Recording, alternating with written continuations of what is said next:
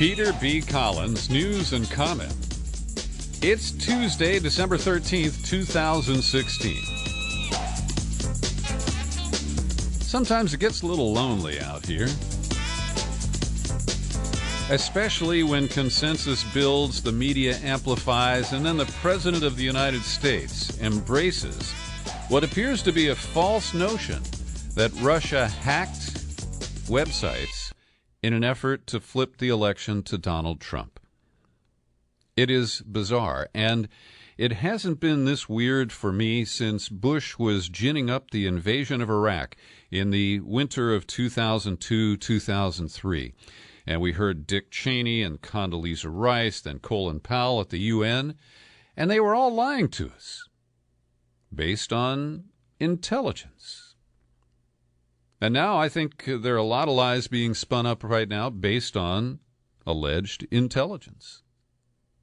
And I turn to my friends who used to work in the intelligence community.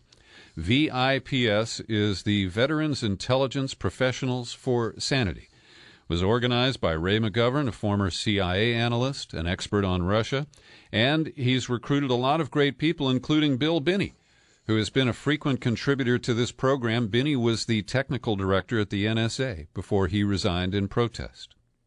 And these veterans of the intelligence community don't buy the hacking theories or assertions at all.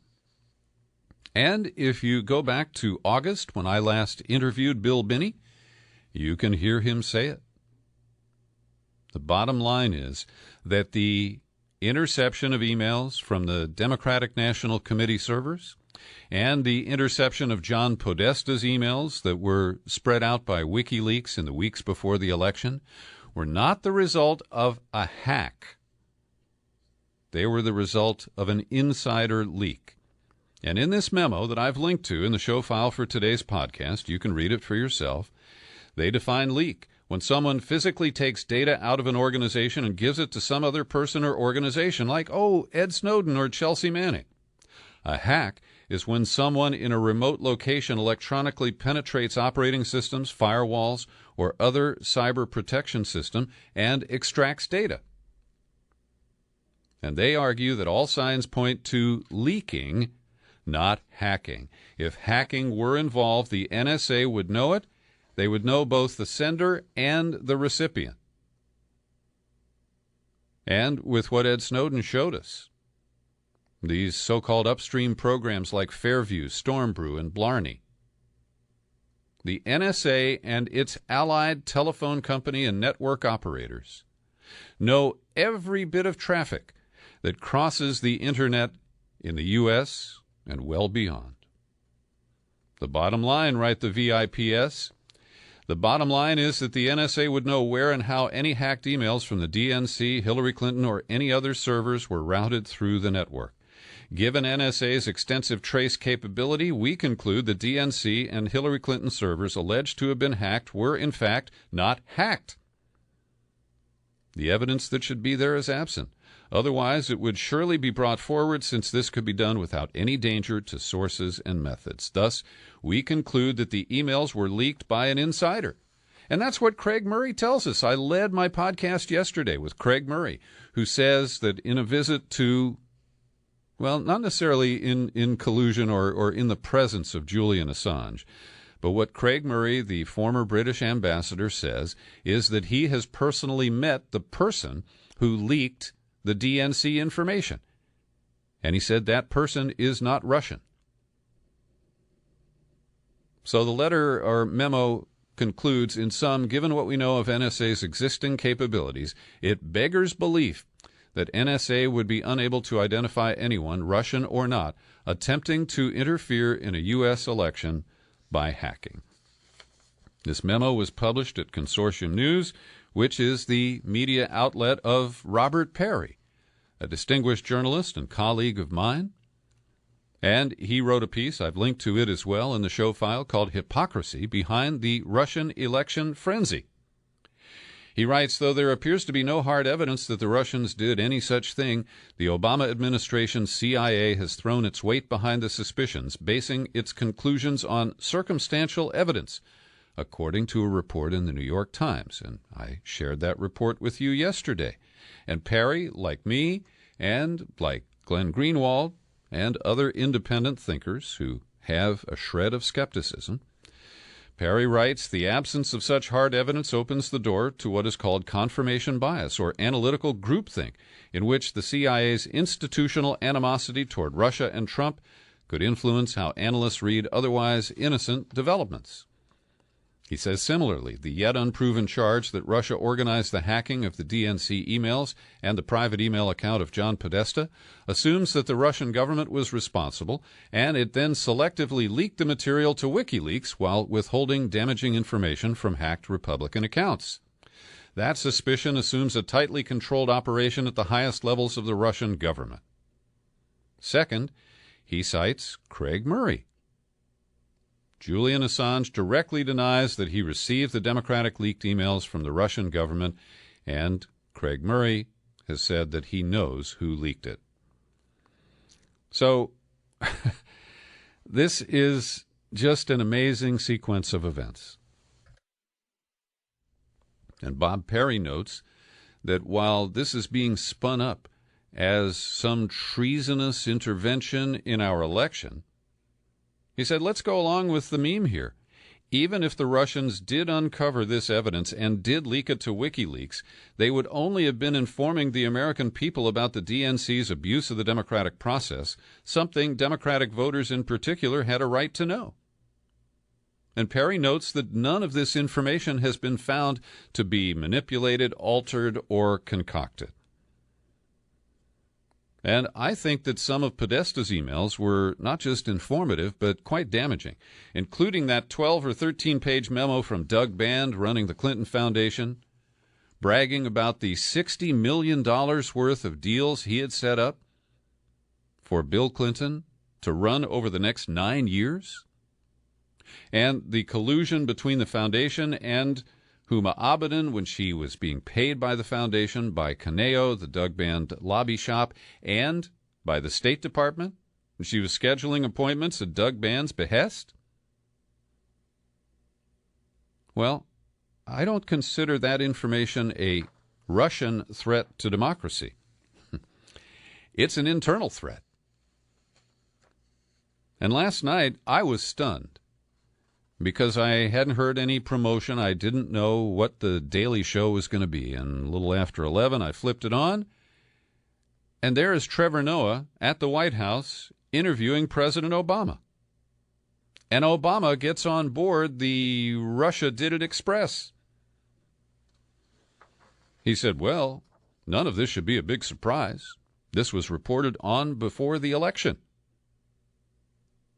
And he says that the members of the Electoral College do deserve an intelligence briefing.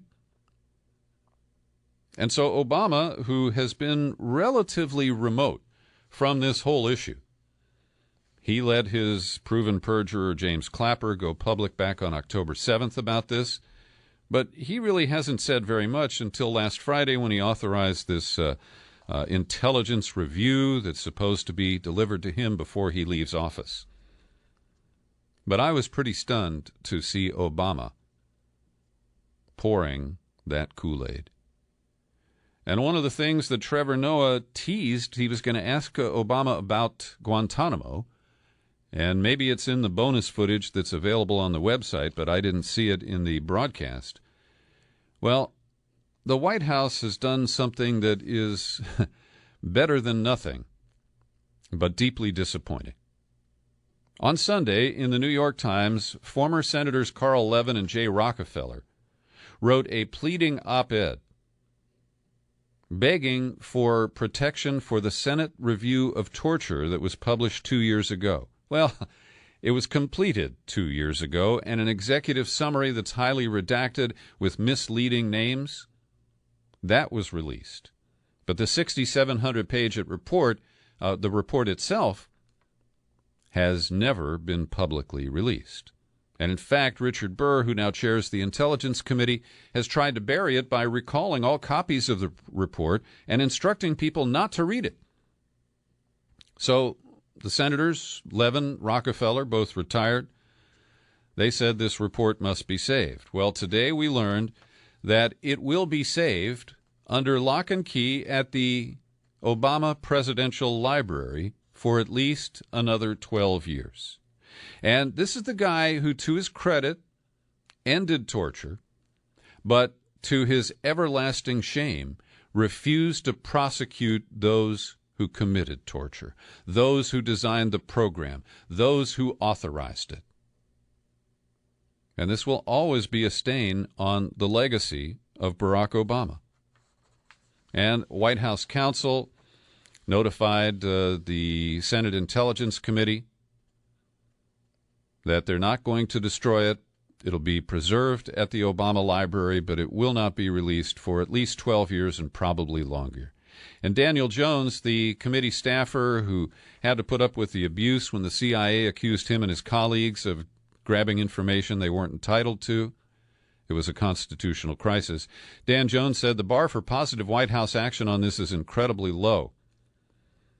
He said preserving the full report under the Presidential Records Act only ensures that the report will not be destroyed. It does little else. And with a president arriving who says that he will resume waterboarding and much more,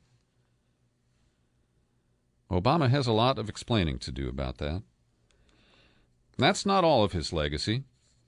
Kevin Gostola has been writing occasional pieces at Shadowproof, and today he talks about the ugly legacy of the drone assassination program that Obama institutionalized and is leaving all set up for his successor, a man who might not have the same moral compass as we think Obama has.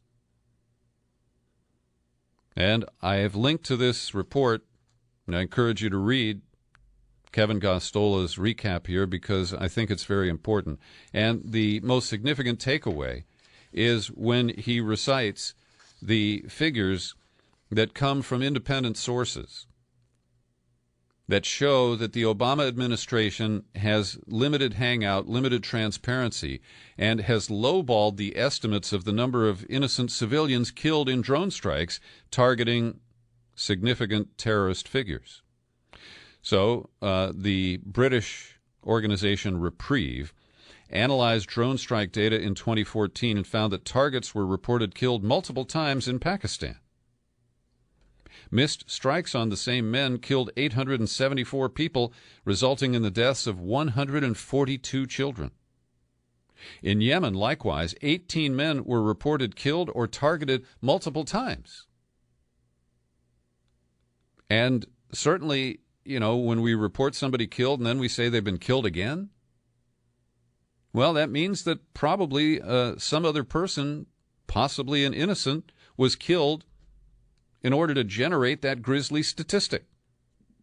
In trying to target the head of al-Qaeda, Ayman al-Zawahiri, I never know how to pronounce his name, the CIA killed 76 children and 29 adults. That's the legacy of Barack Obama. The other part of it is that he's been able to skate on this stuff. He's a nice man. He's smooth. He's intelligent. He's verbally, extremely skilled. But the omissions and the public comments of Barack Obama about critical issues like drone strikes and surveillance and torture prosecutions are really monumental. Now to the Trump effect, the Trump problem. Donald Trump appears to have one thing in common with most of his appointees. They're all rich people with conflicts of interest in terms of pursuing the tasks that they are being appointed for. And the latest case in point is Rex W. Tillerson, the chief executive of ExxonMobil, who has never worked anywhere else in his career. And Trump is naming him Secretary of State. He's cozy with the Russians. He got some special award from Putin a couple of years ago. He is in business with the Russians. And ExxonMobil has business interests around the globe. It's known that Rex Tillerson ignored the requests from Washington and from Baghdad and made a deal with the Kurds to buy crude oil from the portion of Iraq that they control. So ExxonMobil has its own foreign policy. It's all around oil and greed, profiting from that oil. And as you see, the energy sector people, the anti-environment people, those who think the Constitution is a suggestion, like Jeff Sessions of Alabama. Well, even some Republicans are uncomfortable. Marco Rubio, not the brightest bulb in the chandelier, still says, I have serious concerns about his nomination. Amnesty International said Rex Tillerson's nomination is deeply troubling and could undermine human rights in the U.S. and abroad. Bobby Gates, the reliable Republican, former CIA director, former defense secretary, he likes Rex. But the far right is concerned, too, because ExxonMobil donates money to Planned Parenthood and has fought to allow gays to serve in the Boy Scouts. So I think that Rex Tillerson's going to face flack from all directions. Now, here's an even more insulting nomination. Rick Perry, the dunderhead former governor of Texas, who's tried twice to run for president, and getting those, Clark Kent glasses for the second campaign didn't make any difference. And as you know, and we're going to hear about this over and over again during his confirmation hearings, when he was running for president back in 2011, Rick Perry said, when I get to Washington, I'm going to shut down 3 departments. And the one that he couldn't name because he couldn't remember the third was the Energy Department. And that is the cabinet post that Trump has selected Rick Perry for. And you think, well, he's from an oil state. He's pro-oil, pro-fracking, pro-gas. 60% of the Energy Department's budget is related to nuclear weapons. It really has little to do with old-school fossil fuels. And I guess that by picking all of these rich, well-connected, and in some case idiot nominees like Rick Perry, Trump figures, well, they can't bounce them all. They're going to have to confirm most of these people. And given the way things work in Washington, that may be a pretty safe bet. Oh, and here's a really, really ugly nomination. A woman named Laura Rees, who is a longtime lobbyist for a variety of Homeland Security contractors, is on the list to be hired into Immigrations and Customs Enforcement. And she worked there before she hit the revolving door and became a lobbyist. Her current employer is CSRA International, a massive federal information technology contractor that sells the GangNet software that underpins gang databases maintained by 13 states and ICE, plus other elements of the Department of Homeland Security. She used to lobby on behalf of USIS, a company that provides background checks for the federal government. And so she is going to be coming out of industries that contract with the immigration wing and other aspects of the Department of Homeland Security. The conflict of interest is very obvious. But I guess that appears to be an asset if you want to serve in the Trump administration. And the New York Times today, in an editorial actually dated yesterday, hammers the whole idea. Trump seems impervious to ethical standards. By naming Tillerson, he risks burdening his administration with another appointee likely to ensure endless controversy. And they dropped the bomb that John Bolton is still under consideration for a second-level post at the State Department. So this truly is a wrecking crew. Almost every one of the individuals that Trump has plucked has a desire to dismantle regulations or policies in the department that they have been appointed to. It is, and if you're one of those blue-collar white voters who voted for Trump, I hope you get the idea that he is shafting you big time. So Trump has announced that that news conference on December 15th next week, where he's going to disclose how he will restructure his businesses to avoid conflicts of interest, well, that's been postponed indefinitely. We're just supposed to trust him. And we can't. In a New York Times editorial the other day, they figured out that the lease on the old post office where Trump has installed the Trump International Hotel in Washington, right down the street from the White House, well, that building has a 60-year lease from the federal government to the Trump Organization. That lease is explicit. The General Services Administration language says, no elected official of the government of the United States shall be admitted to any share or part of this lease or to any benefit that may arise therefrom. The Times notes the clause is meant to fend off precisely the kind of self-dealing and appearance of favoritism that Trump's control of the lease raises. And that's not all. Kurt Eichenwald, who, despite being a Hillary apologist, is a pretty good investigative journalist. He writes for Newsweek. He's dropped a big package today where, for example, he shows that Donald Trump is close to this guy Duterte. I think it's Eduardo Duterte, the new strongman leader of the Philippines, who is presiding over the assassination of people suspected of being involved in drug use or sale. And when he got the congratulatory phone call from Duterte, we're told that Trump told him, you're doing a good job cleaning up that drug problem in the Philippines, and basically said he doesn't care if it's done in an extra-legal, extra-judicial manner. Well, the Trump family has an enormous financial interest in keeping Duterte happy. Trump Tower in Makati in the Philippines is just about completed. Potential buyers have placed deposits on 94% of the condos. Now, Duterte just named the lead partner in that project, a man named Antonio, who runs Century Properties, to be a special envoy to the United States. And Eichenwald writes, the conflicts here could not be more troubling or more blatant. President Trump will be discussing U.S. policy in Southeast Asia with one of his or his children's business partners, a man who is the official representative of a foreign leader who likens himself to Hitler. And Eichenwald also exposes a relationship that Trump has with a partner in Turkey. The son of that partner recently was captured or arrested by the Erdogan government.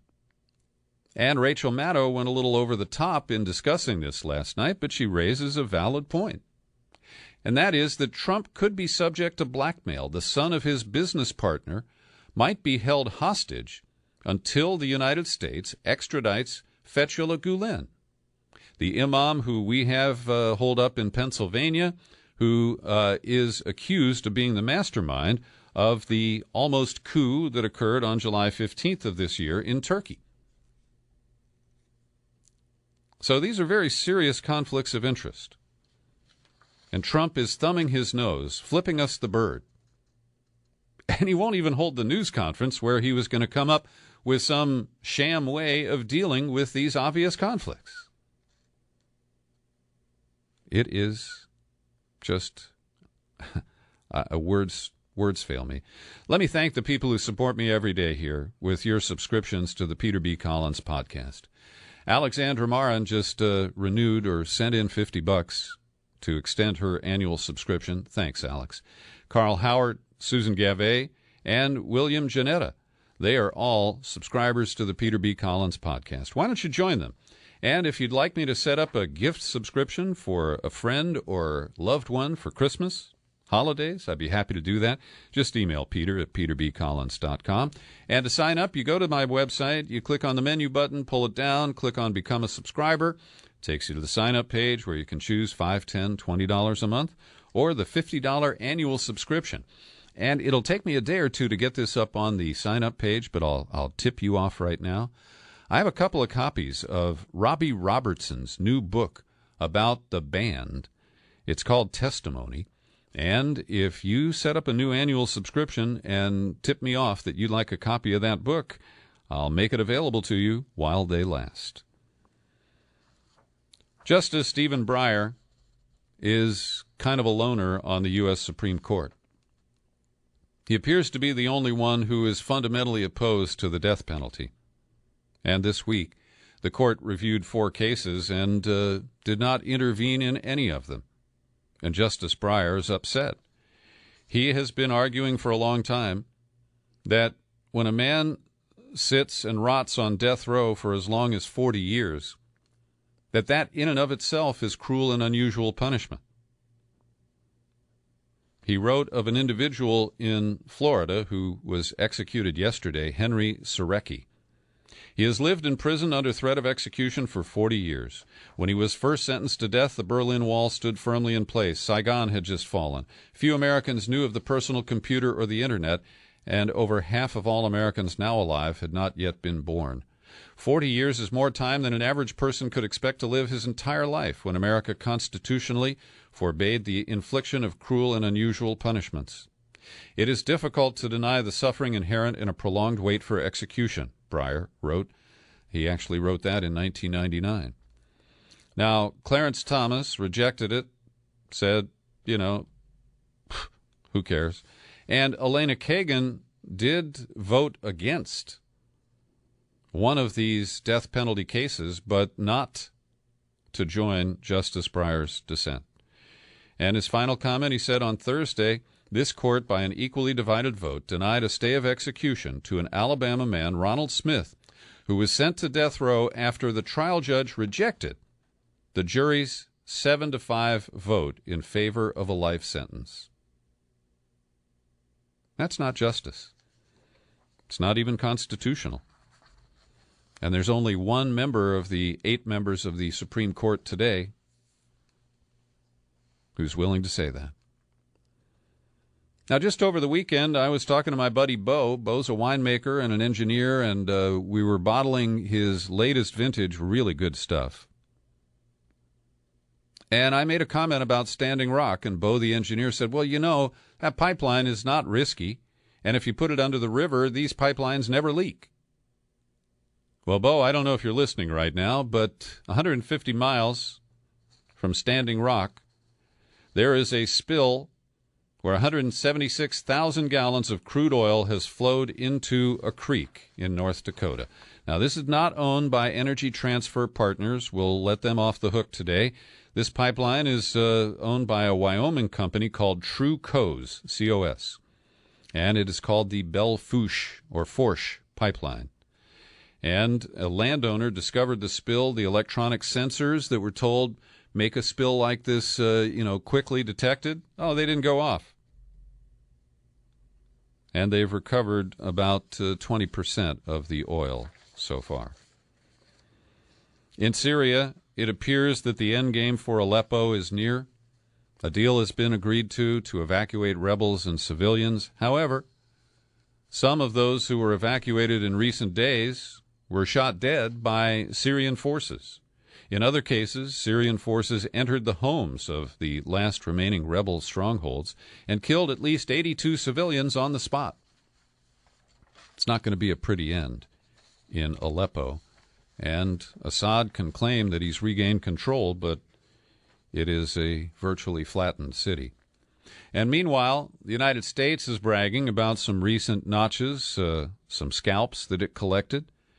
Ashton Carter, Defense Secretary, says that airstrikes have killed 3 leaders of the Islamic State in the last 2 weeks, including 2 people alleged to have been involved in the November attacks in Paris in 2015 that killed 130 people. The airstrikes were conducted on the 4th of December near Raqqa in Syria. And finally, over the last year, as we saw Dilma Rousseff face impeachment, and then she was impeached in August and removed as the president of Brazil, I argued that this was a coup and that the temporary president, the puppet, Michel Temer, would be leading a really nasty austerity campaign. Well, today we see the definition of that, as lawmakers have approved a draconian plan to freeze social spending for 20 years. And the way they're writing the law, there is one review after 10 years where it could be modified or discontinued. But this is an incredible shift, not only of power, but of capital, from the poor to the wealthy. And in a statement, the UN Special Rapporteur on Extreme Poverty, Philip Alston, said, "This is a radical measure, lacking in all nuance and compassion. It is completely inappropriate to freeze only social expenditure and to tie the hands of all future governments for another 2 decades. If this amendment is adopted, it will place Brazil in a socially retrogressive category all of its own." It's a tough world we live in these days, friends. Thanks for listening to my news and comment podcast. It's distributed free every day at peterbcollins.com and on YouTube. I'm Peter B. Happy trails to you until we meet again. Happy trails to you. Keep smiling